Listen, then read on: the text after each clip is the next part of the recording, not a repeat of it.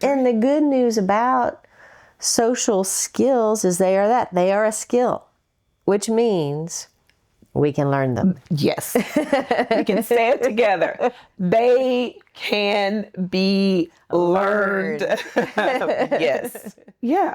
Yes. Yeah. Mm-hmm. So tell us, if you can, please, what are the core social skills according to Project Class? According to Project Class, the core social skills are paying attention, following instructions, asking permission, accepting no, accepting feedback, knowing how to calm down. And also just taking a pause from a situation when it's not going as you would want it to go, or it's not going how you thought it would go. Like, just take a pause, right? Those are all basic, vital social skills. Now, we have some other social skills that we teach in the school. We teach students how to get their teacher's attention the right way. We teach them how to maintain eye contact.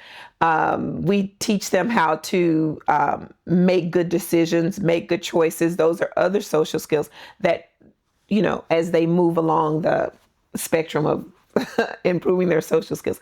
But the ones that I talked about are Let's see, and I can see all of those social skills. And the two that I recall when I work with children, the two that are the most difficult, which are the most difficult for all of us, are accepting no and accepting feedback. Yes. Yes. And I'm glad you put that for all of us in there, because it is difficult for all of us. It is those two, accepting no and accepting feedback. It's something that we have to work on and practice forever. Because accepting no, I always say, if I ask for something, it's because I want it. And if I don't get it, I'm going to feel some kind of way about it, because I wouldn't ask for it if I didn't want it. And feedback, we love good feedback. If somebody's saying, "Oh, you're doing this great, da da da da, you are a model," we love it. We love that feedback. But when somebody tells us what we need to do to make something better, we tend to get defensive. We tend to focus on something other than we maybe focus on the delivery. We maybe focus on what I did right. Why aren't they, whatever we do, we just don't listen to the words and try to make it better. That is something that is hard. So yeah, I think those are good places I think they're good places for adults. If you want as an adult to start your social skill journey, focus on those two things. Better at accepting no. Yes. Which, yes, nobody likes no. I mean, like you said, why would I ask for something if I expected to hear no? Of course not. Yeah. But sometimes no is in our best interest. And again, when we're talking with another adult, we ask somebody a question. Yes is a possible answer. No is a possible answer. And maybe is a possible answer. So whenever we ask a question, we have to remember those are three possible answers that might be coming back at us. And we need to get better at accepting any of those three, right? And what I think I see too in terms of accepting feedback, a lot of times in businesses, and I work with business people, they'll go through an evaluation, right? And that's normal. That's a normal part of working. It's a normal part of being a student. And honestly, it was a little strange when I got out of school and work just started and it just kept stretching out. And finally, I asked my boss, Daniel, I said, I need an evaluation or something. I'm so used to this grading cycle. Yeah, right? How I'm doing. How am I doing? What's, how is it? And he's like, oh, okay, sure, I'll evaluate you. And, but, our boss may give us 12 things that were just spot on. Like, you're so great. You're doing this. We really appreciate this. You're such an addition to the team. You know, Robyn, I want you to take a look at this one area. And then what do we do? Our back is up. It ruins for us if you don't know how to accept feedback. It ruins all the 12 fantastic things. 12 things melt away, and all we think about is that one thing. And how dare he? You know, I do this, and all he can think about is this one thing. And what about everybody else? You know, who is doing that? You know, that's what we do. That's what we do. Right. But so again, when I think about Daniel, what a wonderful human being I was blessed with having him as a boss. You know, he would have nothing but my best in mind to share that and to encourage me and to help me get even better. I mean, it was literally my first professional job. I'm sure I had things to learn, probably things that he didn't mention because he probably sensed I might have been a little sensitive about that. You know, but I was very, very blessed. Very, very blessed. And I think it's probably one of the biggest things a person can get is healthy parents. Because they always gave me feedback. They always gave it in a kind and loving way. But they did not skip those opportunities.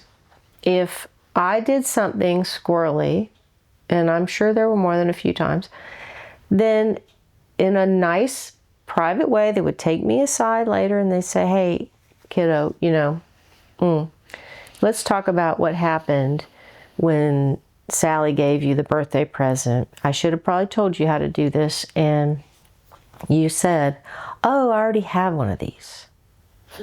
You know, it would have been better to just say, thank you so much, Sally, and I appreciate that. And then later we will take you to exchange that for something else. You know, but they always let me know the small things that I did wrong and let me know, I love you, you're wonderful, and let's just work on that, right? And that is a blessing. And I know that, you know, again, parenting to me is one of the most difficult, challenging jobs, exhausting jobs on the whole face of this earth. It is. And it is the most important because these children are minds and brains and hearts, and they're responsible for taking our world to a better place.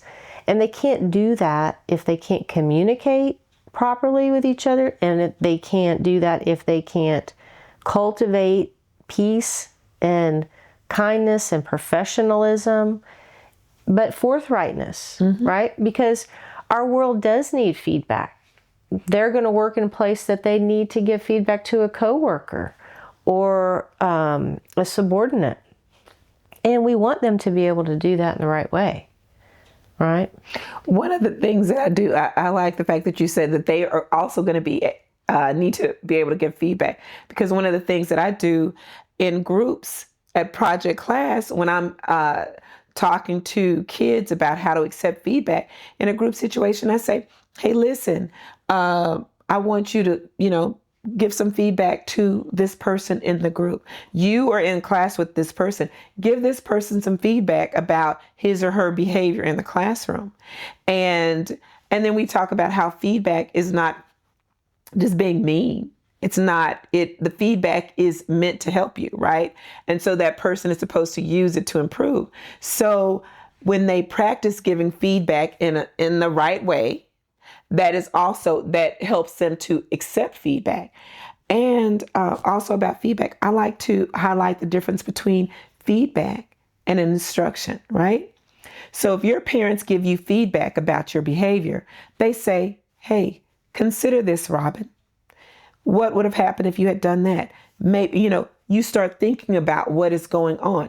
Now, they're not saying, Robyn, you must say the next times, you know, they're not saying do this. They're saying, hey, you use your brain to see how that would benefit you. And that's what feedback is for. Like your boss. He says, hey, maybe you do this. It would be easier for you. You could get your work done more efficiently if you do this way. Now, of course, you could choose to continue to do it as you've always done. And you could see where that gets you too. So that is what feedback is. And I think it gets those wheels, just, what do you call it? Wheels, cogs turning. Yeah, get some creative juices flowing too. Like, But hey, really thinking it through for yourself. It helps them make good decisions. It's all a part. So yeah, feedback is important. And then accepting it. So yeah, I love to, it is funny when they do. Sometimes I do it for my own amusement. Hey, give them some feedback. And whatever they come up with, sometimes it's like really good feedback. And then sometimes it can start, it can start an argument, but it's good practice. Well, that's true. One thing I enjoyed doing working with families was having the children lead a family conference, right? And so the parents had to sit and listen, right, and receive feedback. And but the child then had to be the chore checker, right, and go around and see, did mom do the laundry, right? And everybody had written down their chores for the week. But then the child got the sense of, it's kind of stressful to be the parent, right? And then what if you have to give your sibling feedback, and of course they're older than you and they want to wallop you on the head, right? But you're the boss of them that week. It's really good to do that role reversal with them too, because one day they may be the boss of people that are much older than them or much more alpha than them, but they still have to do their job and give feedback and take responsibility for that. And so consider that too, I think, in families, is letting everybody take a role. I like that. I didn't know that y'all did that, to let the kids, because that really would help them kind of be in the teacher's position for a minute to see like, oh, okay, this is kind of it is hard. and